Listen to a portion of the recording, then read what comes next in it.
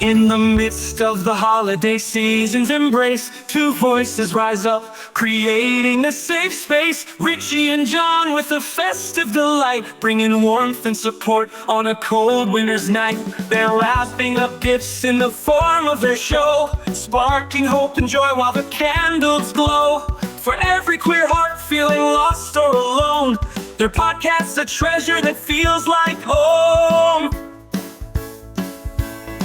Oh, the Richie and John Show, spreading cheer with conversations that all need to hear. If you stand for love and you fight for what's right, you'll find stocking stuffed gifts from Santa on December's 24th night. And those who sow hate, bitter grudges unroll, find stockings filled up with lumps of cold coal.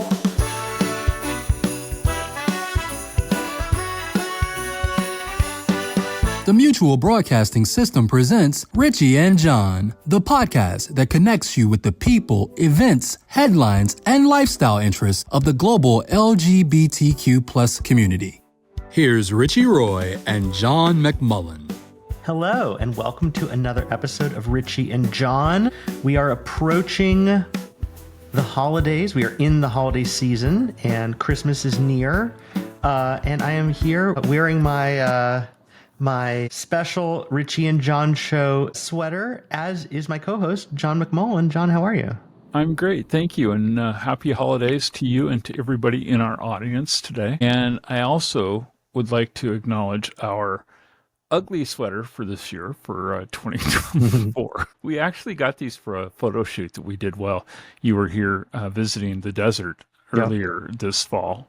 And we had a lot of fun in that shoot, and folks are seeing some of those photographs show up.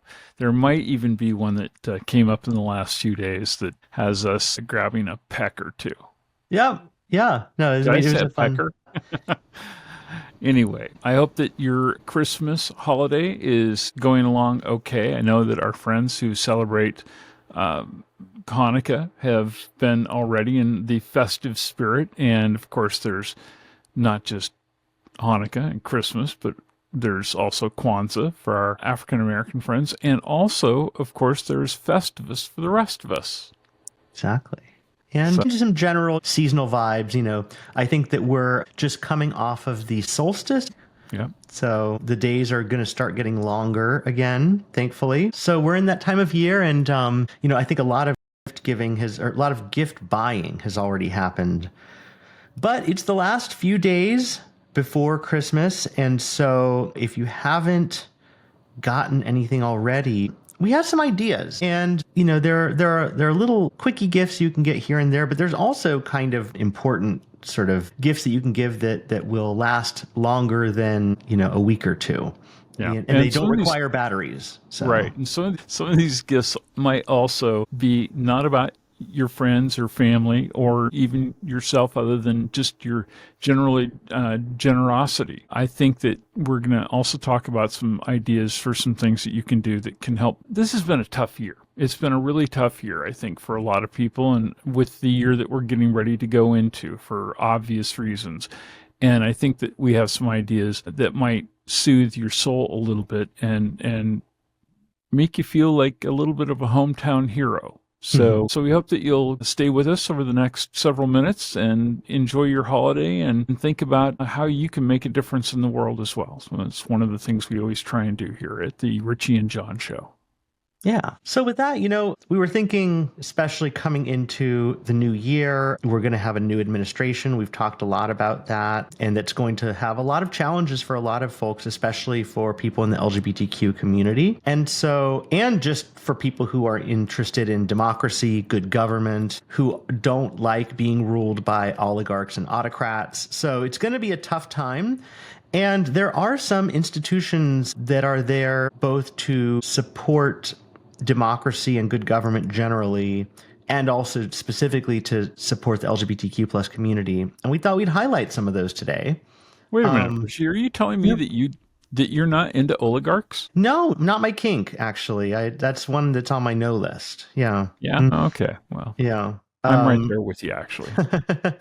So, I think we've talked about this one before, and this is sort of a more of a general one, but the ACLU, I think, is going to be absolutely essential. It's been essential for many, many years in terms of fighting the good fight for all kinds of freedoms and holding people accountable and preventing government overreach and preventing sort of conservative onslaught of religious, kind of establishment. They run the gamut. And with the whirlwind of crazy that is already swirling in DC with President Musk and Vice President Trump, we are in for a doozy. And the ACLU is going to be out there doing the work to kind of take this insanity to the courts and try to keep it at bay as best as possible. Wait a minute now. Hold on just a second. Where does that leave JD Vance? Is he like the court jester? It's a good question. I mean, who has seen JD Vance in months? I mean,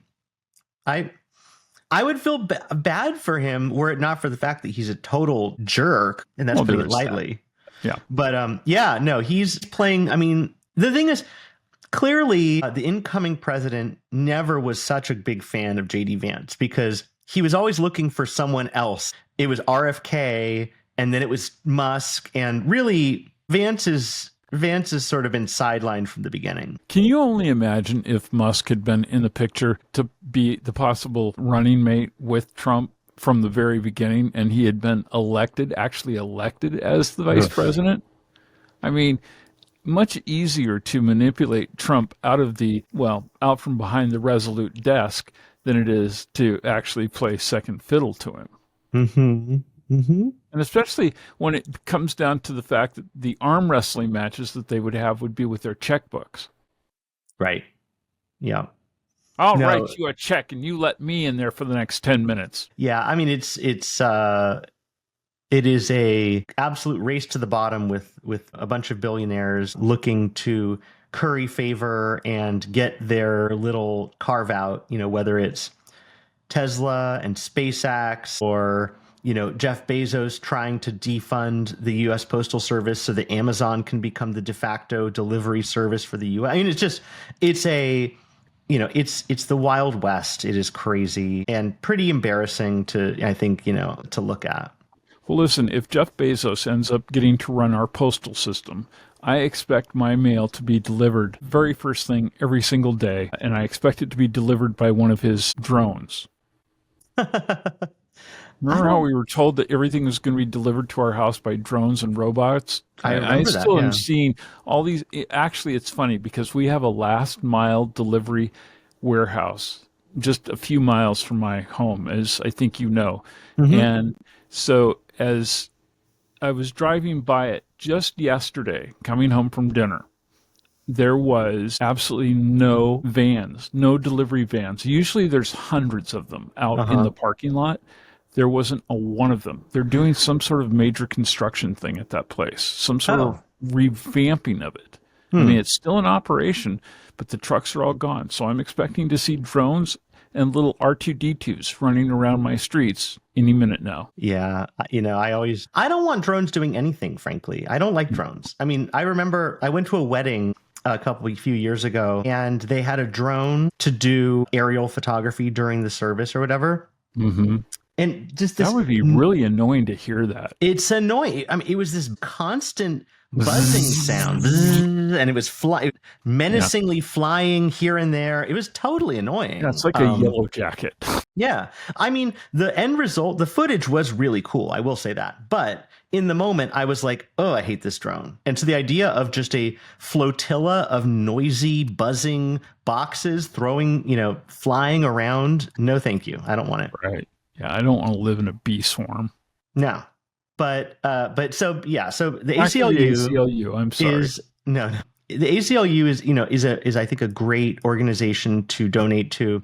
And it could be, you could donate, in terms of going back to gift giving, all of these are ideas where you could donate in someone's name. Mm-hmm. Maybe you have a relative who is MAGA. And maybe, maybe in their stocking this year might be a, $120, donation to the ACLU. In their name. Yeah. Yeah. That would be primo justice. Can you see them trying to call them and say, no, I want a refund. That's my Christmas gift. Right. Yeah. Yeah, it's kind of along the lines of, buying, some homophobic uncle, a year subscription to Honcho or something. Right along that line, and of course, I had ACLU on my list as well. And I really think, especially this year, at this point in our evolution as a nation and in our history, and in terms of what is important for those of us who believe in our freedoms, I think the ACLU is number one. But you should know that there are statewide organizations that are basically affiliate types of organizations as well. And Richard, you live in one of probably the most active places for the ACLU on a statewide basis. But every state basically has a state civil liberties union.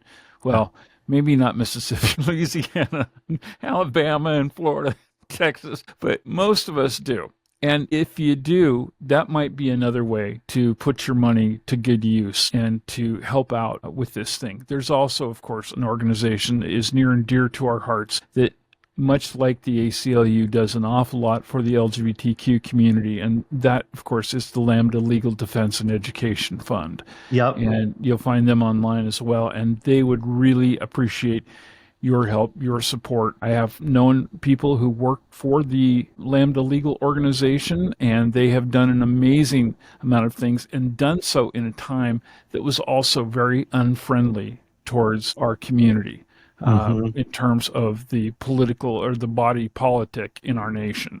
So highly encourage people that if you want to do something like that, if you're not going to contribute to the ACLU, consider the Lambda Legal Defense and Education Fund, or consider it in addition to, because I think it makes a huge difference. And there's going to be a lot of fights for justice for us, for keeping up the efforts that have been going on for the last 25 plus years in terms of winning the wars for equality. Absolutely. And Lambda Legal is a really good one.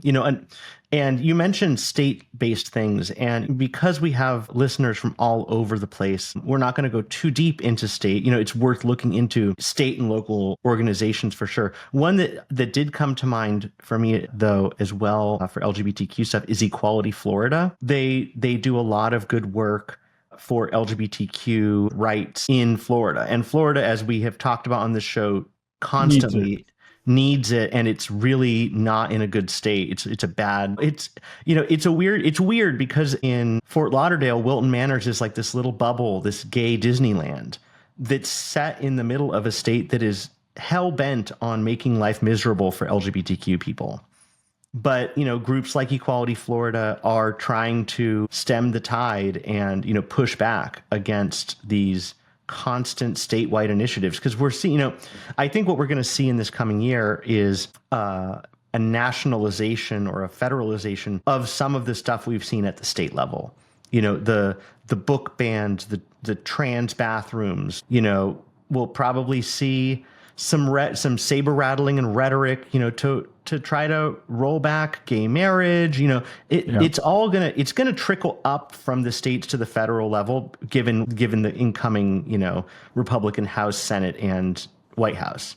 So, the states are still, really important though. And so looking at places like Equality Florida, I'm sure there are similar things in other states. That's another thing to pay attention to.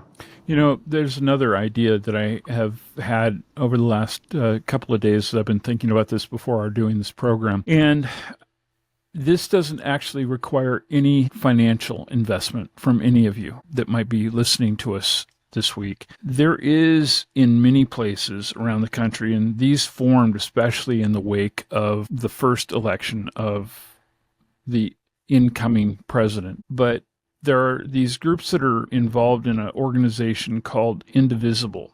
And here in our neck of the woods, where I am in Riverside County, California, the group is called Courageous Resistance. And it's one of the affiliates of the Indivisible movement. And this is an organization of people who are hell-bent on our living in a fair-minded society, which is great that we have a lot of people who are committed to this fight.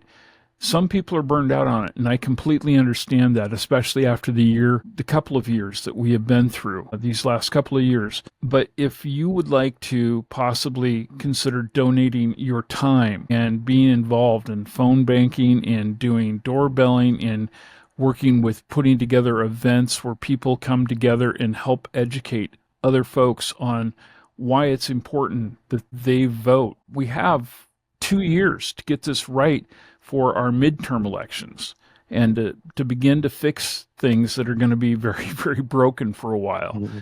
So I would highly encourage those who maybe would like to give the gift of themselves and their efforts to get involved with an organization like Indivisible or in our case, like I say, they have different names in different areas, but you can look up Indivisible online on Google and put Indivisible in your area and see what organizations might be there locally that you can perhaps join. And it's, in many respects, I also work with our county's Democratic Party.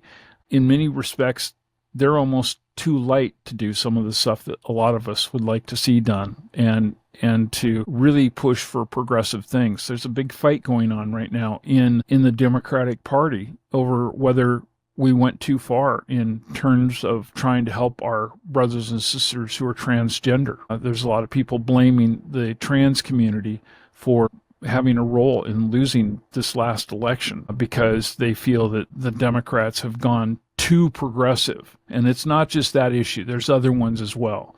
It was not just an issue of, standing behind women on reproductive rights, but there's going to be all sorts of issues that are going to transcend a lot of different elements in our community. And when I say our community, I mean, people who have been marginalized throughout history. So think about how you might give the gift of yourself this holiday season and make a commitment to volunteer in the new year. Yeah, that's a great point. And it's also, I think a reminder too that as we come into the new year, there's always like New Year's resolutions and stuff, is to sort of take stock and think about where you stand on issues, sort of. I really don't. I kind of hate this argument that the Democratic Party went too progressive, because first of all, the politics of the conservatives have dragged our politics rightward for decades now. And so now what is considered center, a centrist Democrat is someone who would be a hardcore Republican in 1987.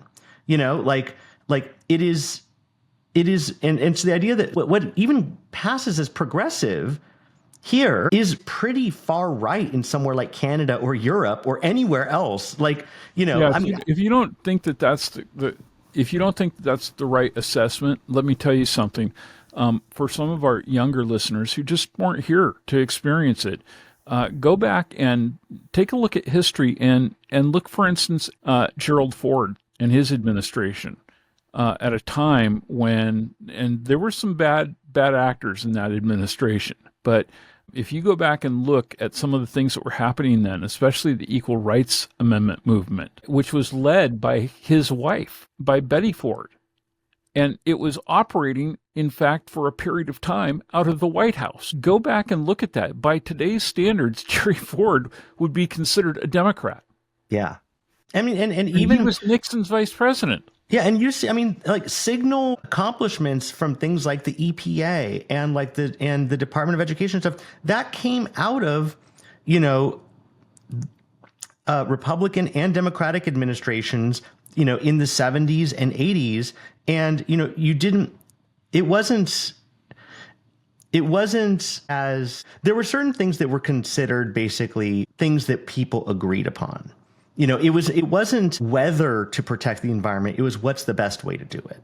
Right. Now it's just like, do we protect the environment or do we actually want to actively rape and pillage the environment for fun?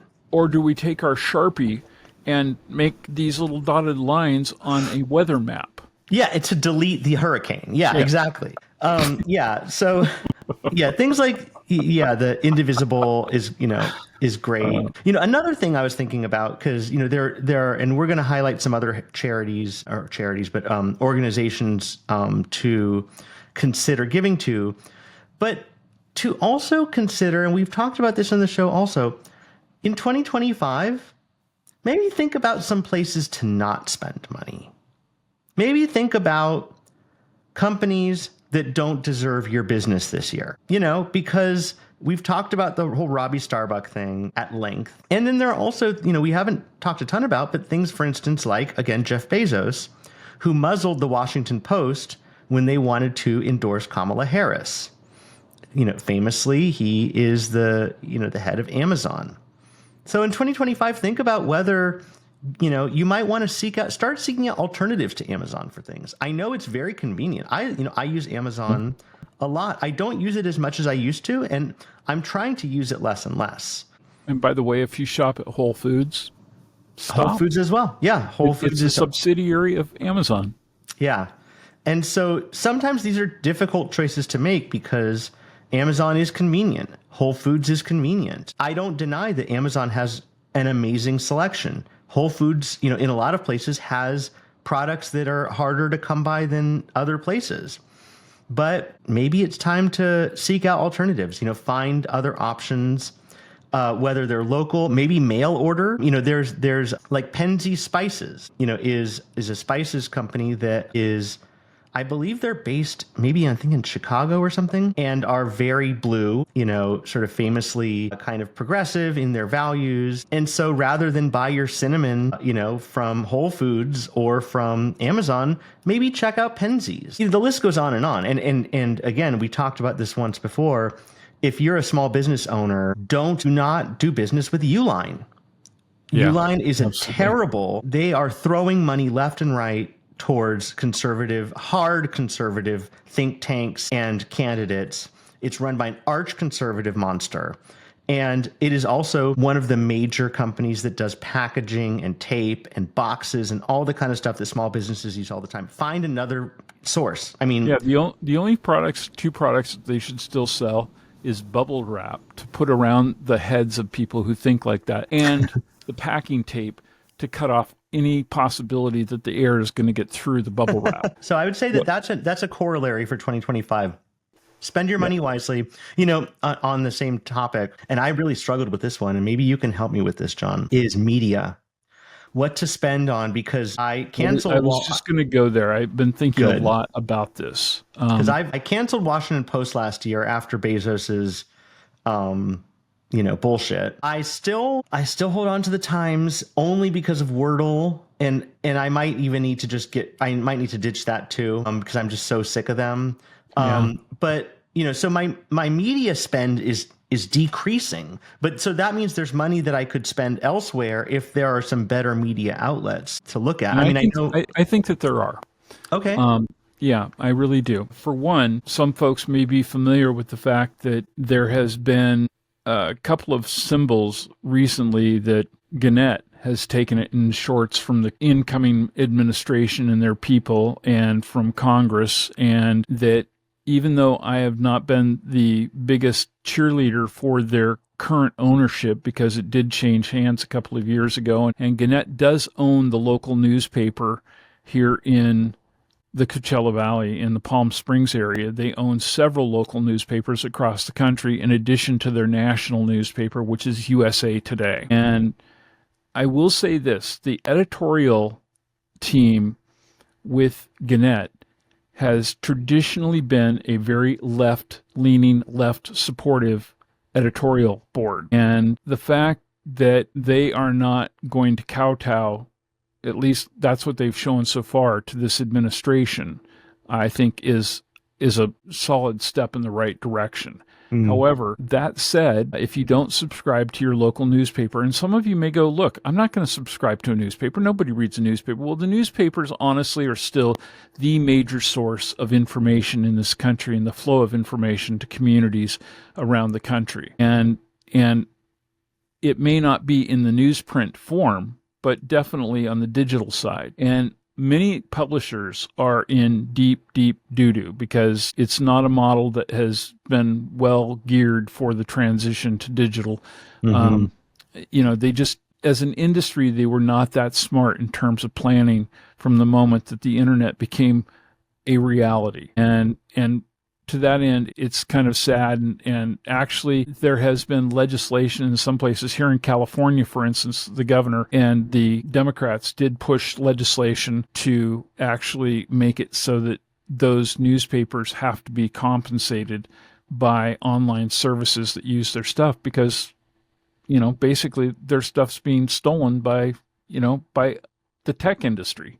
And if you don't have people paying for good reporters, you're going to end up with, bad reporters. You're going to end up with AI doing everything. And, Right.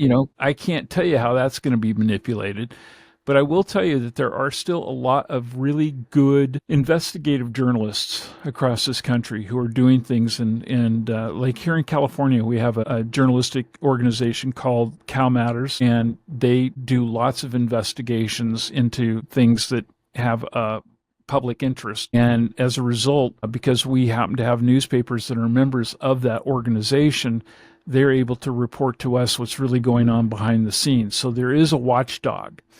I think anytime you can find those kinds of organizations, that they're worthwhile to support.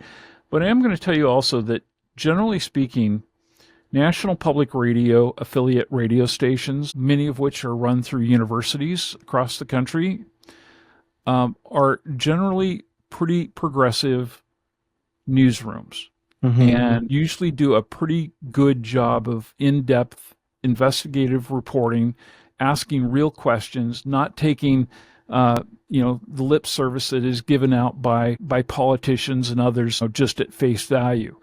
So one thing that you could do is you could consider investing in public radio and making a contribution to your local NPR affiliate or to National Public Radio itself. They do fund drives all the time.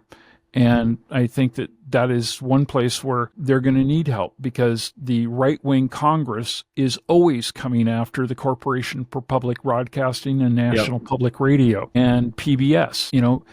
Those stations try and do a good job to be fair and balanced.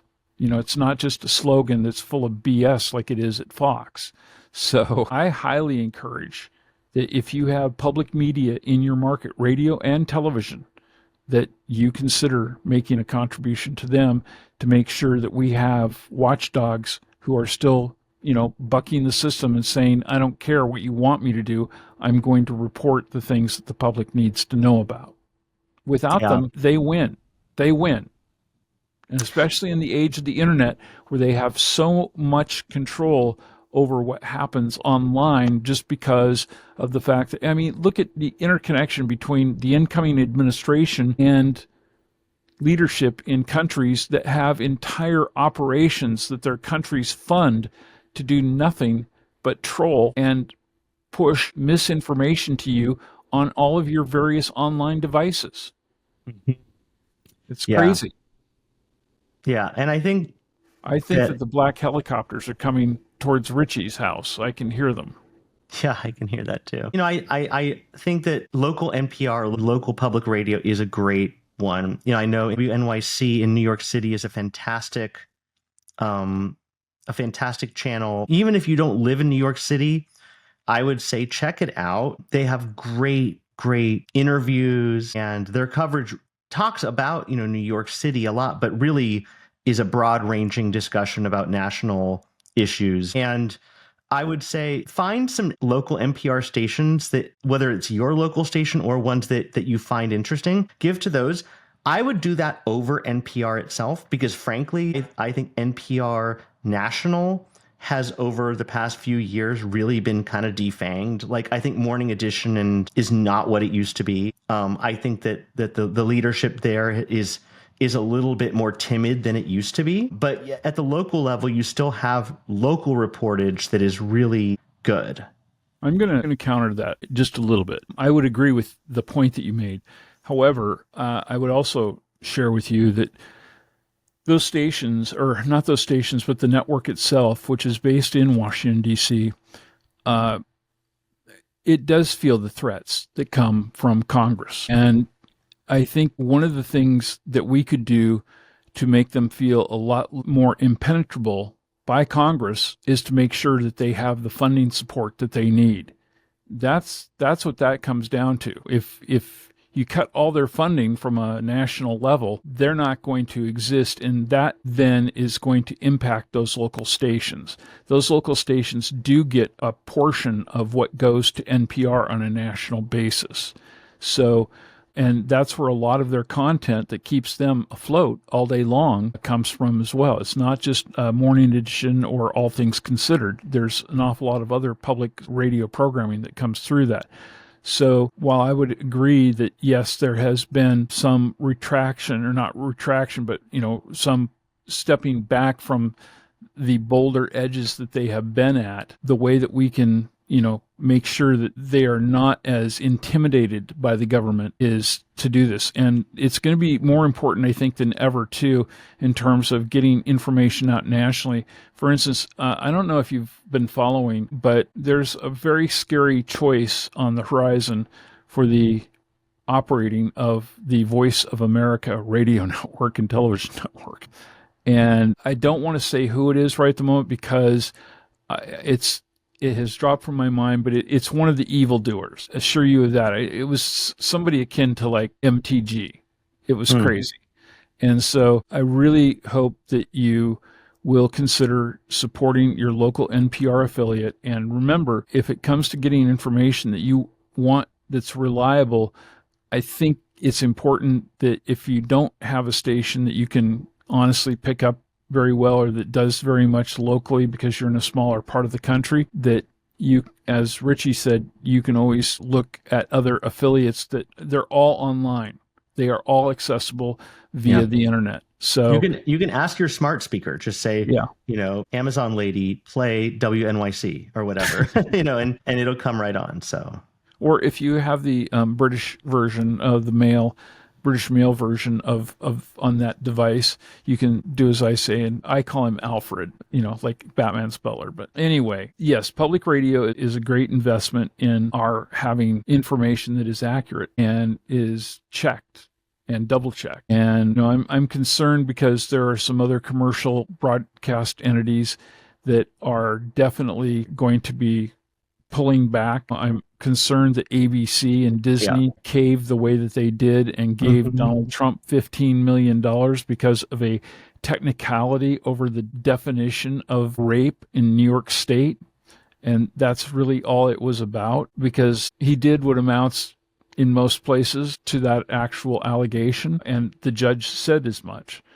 But I don't know. Mickey Mouse just rolled over on this one. Yeah. I mean, it's embarrassing. I mean, it's embarrassing. That is an embarrassment what happened there. And it's going to happen at MSNBC, by the way. For those who don't know, Comcast, which owns NBC Universal, they chose to break off all of their cable networks and to form them into a spin-off company that is going to have it's going to be under its own stock symbol and all that. And the anticipation or expectation is that division will be sold because they're going to keep NBC News itself intact with the television network that brings all the entertainment programming and sports programming. Some other ideas, because I know we're getting there on time right now, but some other gift giving ideas I would highly suggest, if you have a LGBTQ newspaper in your town, please consider subscribing to it, even if it's available for free.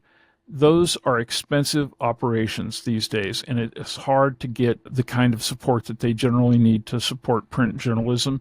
And it may not always be the best journalism, but I'm telling you, having a local voice and an entity in your community that is covering what's going on is really important. Similarly, if you subscribe, if you use a website that you really, really, really like and you get information from, consider looking for a means from them, if they don't have a subscription, to be able to financially support their operation as well. I think that I can't think of many that would turn away a donation as well. Richie and I, all things on the table here, we turn and look to our friends at QMedia in San Francisco for a lot of information that we share with you. And that is the folks who do a number of websites, QueerTea and LGBTQNation.com and others. So, if there are things that they have going on, promotions that they have, offers that they have for various things that they're involved with, events and things like that, and it's something that interests you, keeping those places in business is all of our business, I think, at this point, keeping those voices alive. And also, and this might sound a little self-serving, it's not, because we have not instituted this ourselves at this point, but we're thinking about maybe doing something along this line. If there are podcasts that you love, any kind of podcast that you love, support the podcasters. Many of them do take donations. Some of them have subscriptions. If you love it, pay for it. Show the people that you support them, and tell them why. I think that's an important thing that you can do, and continue to bring entertainment and information into your life. And at the very least, even if it's just flat out entertainment, and there's nothing wrong with that. Entertainment is expensive to make. It really is. And even if you think, it doesn't cost anything for those two clowns to get on there, it does.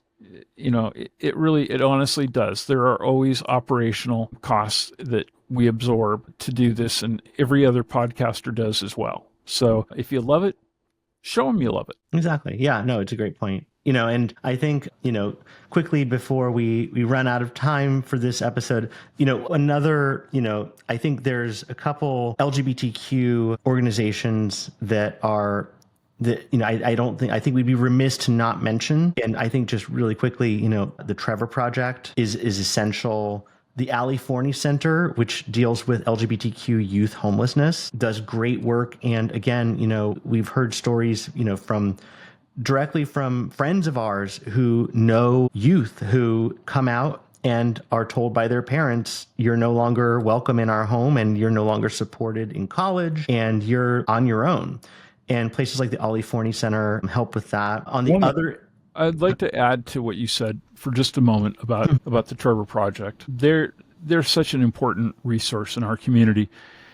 And even more so, ever since this last election, this past November, when we began to report that the Trevor Project saw an increase 7-fold in telephone traffic, people calling to deal with crises. That's an incredible jump. 700%.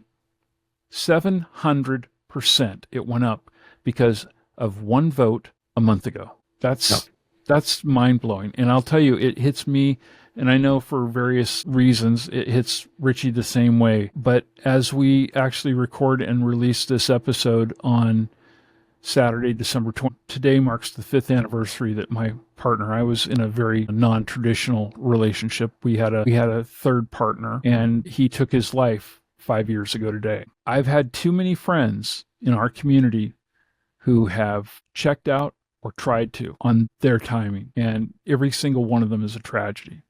So,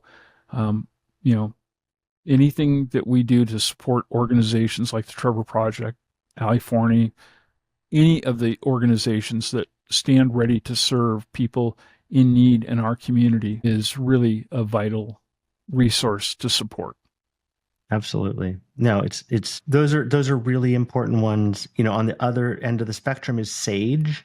Seniors, which is for LGBTQ seniors. They do really important work. We haven't talked about that in a while on the show. We've done it before, but it's worth kind of thinking about talking about that in the new year.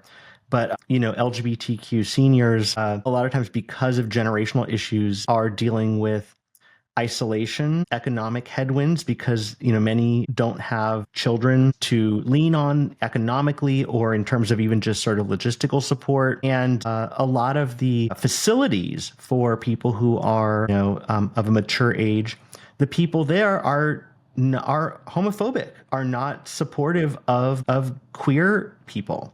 And so, there's a real, and all these places are expensive.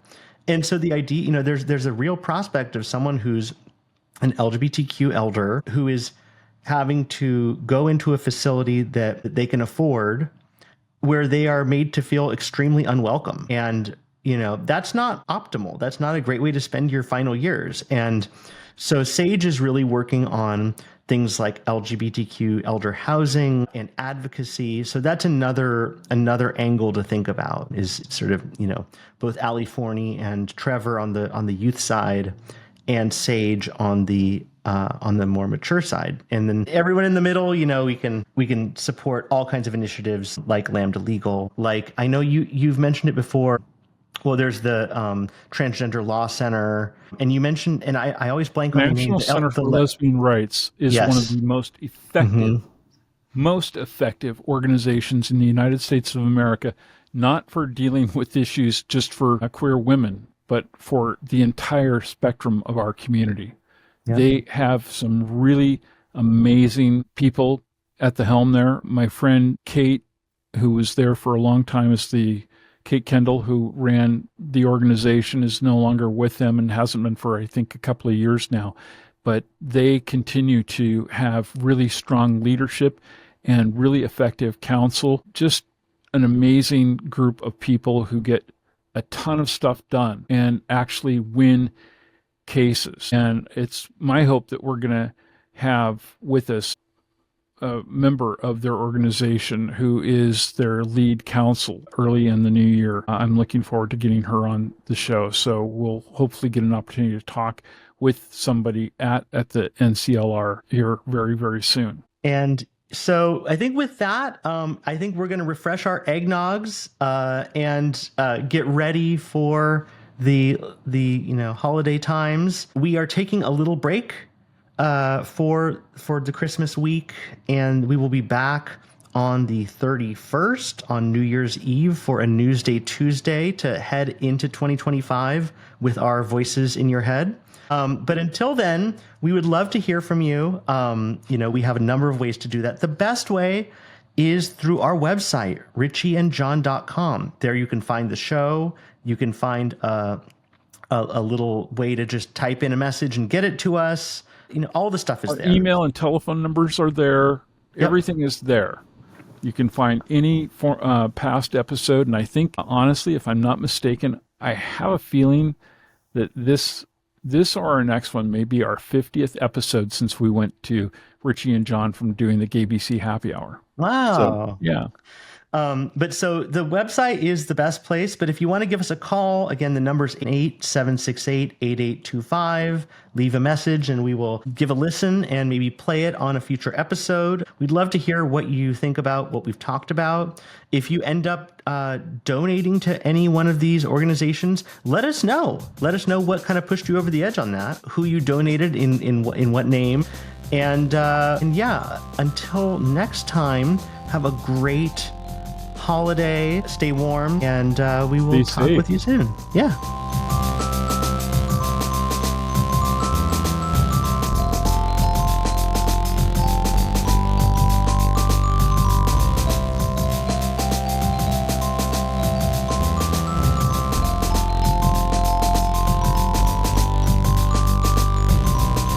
Thank you for joining us on Richie and John. This podcast is a production of the Mutual Broadcasting System and is available at richieandjohn.com, as well as most major podcast portals, including Apple Podcasts, Amazon Music, and Spotify.